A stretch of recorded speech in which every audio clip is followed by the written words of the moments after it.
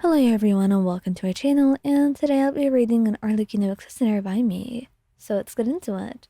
Arlecchino staggered into the room, blood-staining her usually pristine clothes. Her sharp crimson eyes scanned the area, and they softened only slightly when they landed on you. She held her side, trying and failing to hide the injury from you. Arlie, what happened? She gasped, rushing to her. Just a scratch, she muttered, brushing off your concern as she tried to step past you.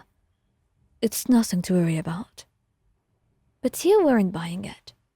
Grabbing her arm gently, you guided her to the nearest chair despite her protests. Sit. You're bleeding. Let me take a look. You commanded firmly, your tone leaving no room for argument. I'm fine. I have more important things to worry about. I can't just sit here and... You won't be doing anything if you pass out.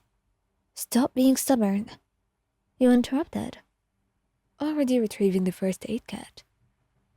And Arlecchino scowled, but she relented, lowering herself into the chair with a huff.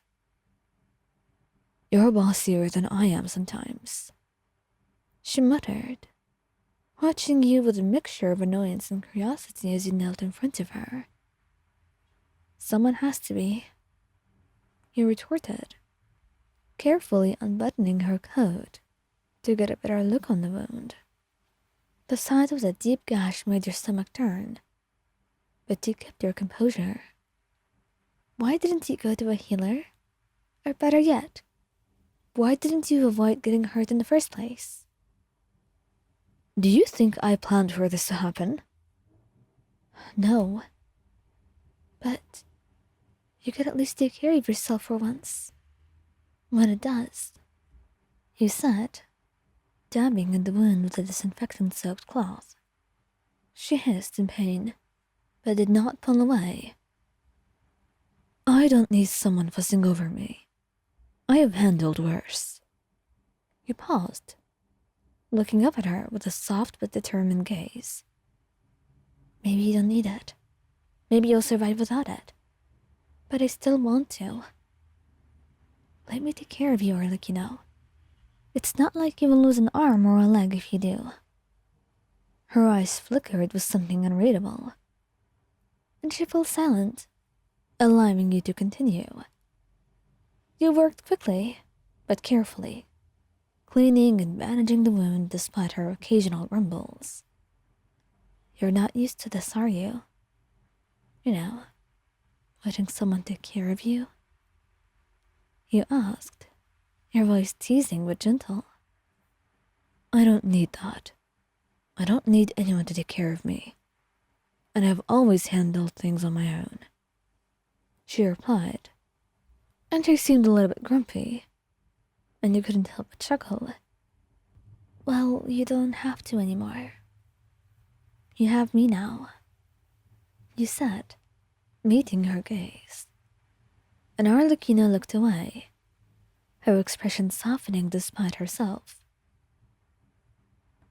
You're too kind for your own good. I don't think so, but even if I am, you're stuck with me, so you better get used to it, he said with a small smile, securing the final bandage. And Arlecchino smirked, though the amusement did not quite reach her eyes. And you're annoyingly persistent. And you're annoyingly reckless. Stay here. I'll get you something to eat, he said, rising back to your feet, not even giving her a chance to refuse. And as she opened her mouth to try and say something, he held up a finger to her lips. Stay and rest. That's an order. Her eyes narrowed, but there was a flicker of amusement in them. Giving orders now, are we? Only because you never listen otherwise, you said, shaking your head as you disappeared into the kitchen. And he knew that she was just playing along. If she never wanted to listen, she wouldn't have. But she was letting you do this, and for that, you were incredibly grateful. When you returned with a bowl of soup, Arlecchino was still in the chair, though it looked like she would rather be anywhere else.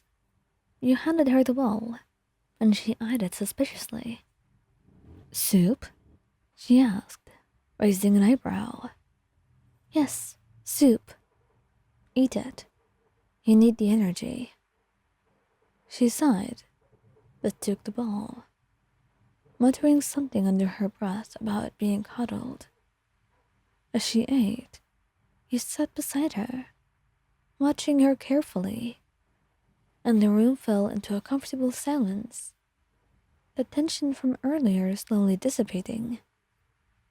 Thank you, she said suddenly, her voice quiet. She didn't meet your eyes, but the sincerity in her tone was unmistakable, and you smiled, reaching out to take her hand.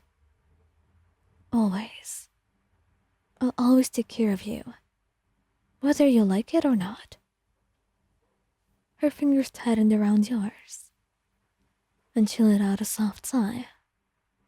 And for the first time that entire night, it seemed like her walls seemed to lower just a little bit, and she hesitated before speaking again. You're too good to me. I mean it, she murmured, and you just looked at her, placing your hand against her cheek, cradling it gently. Someone has to be. You deserve it, Arlecchino. Even if you don't believe it, he replied, and pressed a soft kiss to her temple, which made her pause for a moment before just closing her eyes. She didn't respond. Instead, she brought her hand over the one cradling her cheek and leaned into your touch, letting out another sigh. She yearned for this comfort, for this peace, and oftentimes she would never allow herself to be this vulnerable. But right now, she just couldn't help but want this. And for someone so used to being in control, letting go, even just for a little bit, was a monumental step. And for you, being the one she trusted enough to let her guard down around was worth more than anything.